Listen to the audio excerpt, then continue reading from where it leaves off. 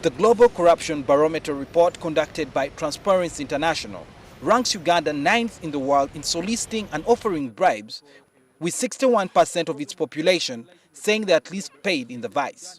The police has been highlighted as the most affected institution. This is something that has been happening. If you look at the East African Bribery Index, again talked about the police.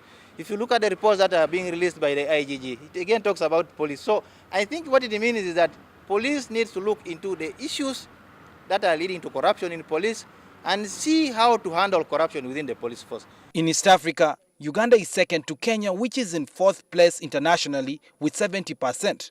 Tanzania is ranked 3rd with 56%, and Rwanda is ranked 4th with at least 13% of its population involved in acts of bribery.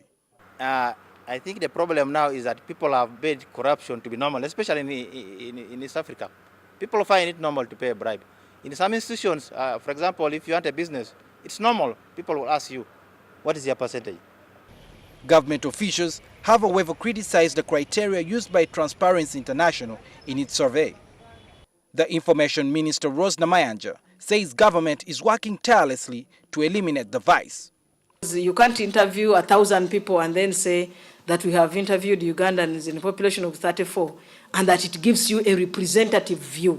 These researchers went all over Uganda and sampled both from the urban and the rural areas, and that's how they came up with the 1,000 people. It is looking specifically on bribery, and this goes beyond the government to now the entire citizenry, to me and you and the entire public.